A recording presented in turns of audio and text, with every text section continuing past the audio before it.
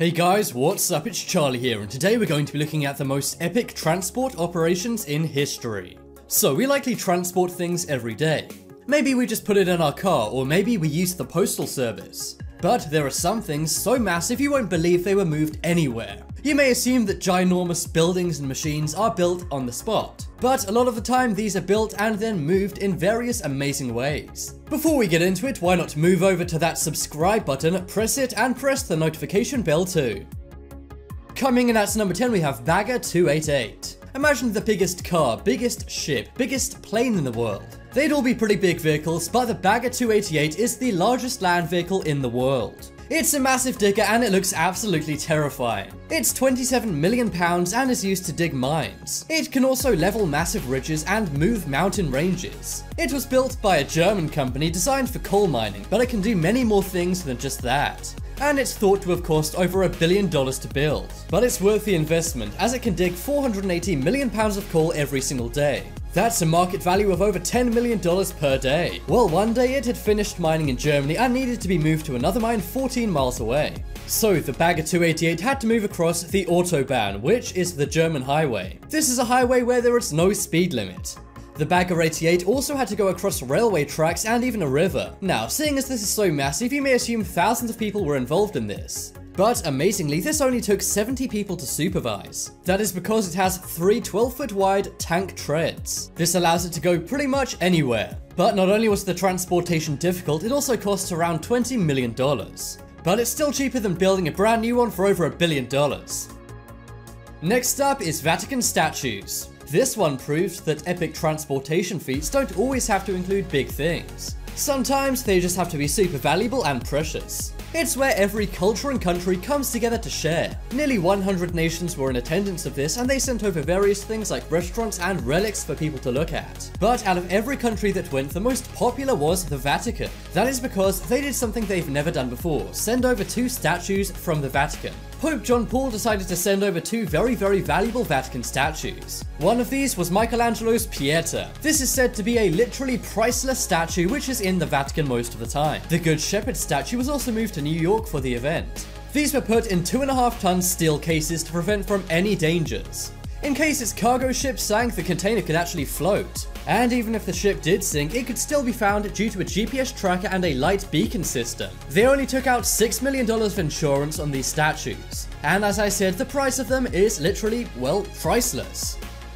Next up is Super Guppy. The Super Guppy is owned by NASA and is a massive, unusual looking plane. If you're wondering who sits in this plane, it's not people, instead it's another plane. This is jet-powered and is built with warehouse material. The plane itself is very light and has to be, as it has to hold over 27 tons. There are only 5 of these in existence, and NASA have been building them since the 1960s. Unlike any other plane on Earth, there's a side hinge to this plane to get the other aeroplanes inside. NASA moved things such as T-38 jets inside these. And in one instance, they even moved 2 T-38 jets at the same time. Many say that alien and UFO spacecrafts are also transported using the Super Guppy.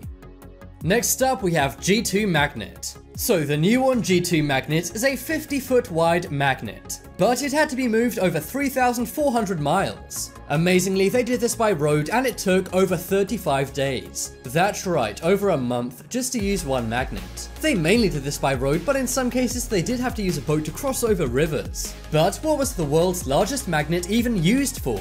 Well, it was needed for what's called the Nuon experiment. This was an experiment involving subatomic particles. A 60-ton metal truck and apparatus was used to move this magnet around, and it was equipped all the time with a massive police motorcade. It cost around $30 million to move this thing. And no one took any breaks while moving this, they just took shifts for 35 days. Because it's so delicate, it could only move a few miles per hour. I'm just glad I didn't get stuck behind this on the highway. Next up is Saturn V Apollo rocket. If you thought NASA's Super Guppy was an epic feat of transportation, check this out. Of course, one of the most famous transportations was transporting man to the moon. Now, you can control where a rocket launches from, but you can't control where it lands. Or at least back in the 1960s you couldn't. So when the Apollo 11 rockets landed, how did NASA get them back to their facility? Well, one rocket which never took off, which had to be moved back, was the Apollo 19 138-foot rocket. This was made in 1973 and was to be used for the last ever lunar mission. It was outside of the NASA factory that made it, but in June of 1973 it had to be moved to the border between Mississippi and Louisiana. The journey was only 40 miles, but it took nearly 6 days to complete. It was moved along the Pearl River and was quite a sight to see. Next up is oil rig. The Eni Norge oil rig is the largest oil rig on the planet. It's located in Norway, but it had to be moved when they found more oil. So you may be wondering, how do you move an oil rig? Well, they used something called the Dockwise Vanguard. This is one of the largest ships on Earth and it was made in Holland. First, they had to move the ship from South Korea all the way to Norway. Then they had to use the world's largest power cord to move this ginormous oil rig. Next up is nuclear reactor. One day a company from Saudi Arabia had to transport a 1,500-ton nuclear reactor. Not only that, it had to go over 700 miles on steep desert hills. 2 hydraulic trailers took it up various long winding roads. The motorcade they had was absolutely massive and involved around 20 vehicles at a time. They had to attach around 40 trucks and trailers to support the weight and the length of this thing. But amazingly, this only required one driver to manage the entire system. However, around 100 people at any given time were supervising this massive operation. Next up we have METEORITE. This one took place a while back in 1894. American Robert Perry traveled to Greenland to view the Cape York meteorite. The Cape York meteorite actually landed 10,000 years ago before it was discovered. Only a few Inuits were living on the area, so they were amazed when Perry showed up. He even transported the solid iron ore meteorite back to New York. Him and his team made massive railroads and ginormous iron chain links. This was then transported onto boats and it now resides in the American Museum of Natural History. If you live in New York, go and check it out and let me know how big this meteorite really is. Next up is binocular telescope. So telescopes can be small things you have in your bedroom or ginormous things used by NASA. But what about the largest binocular telescope in the world? Well, one day the world's largest telescope had to be moved to the top of Emerald Peak Mountain in Arizona, and the 30-foot long telescope required over a year of planning. The actual transportation took over a week as well. They did have to drive over 10,000 miles up to the top of this mountain to place the telescope there. But amazingly, they did it with a heavily enforced cargo load. The telescope itself is around 40,000 pounds. But as they cleared all the roads, they were able to go quite fast at 45 miles per hour. The telescope is now responsible for some of the best ever views of space from Earth.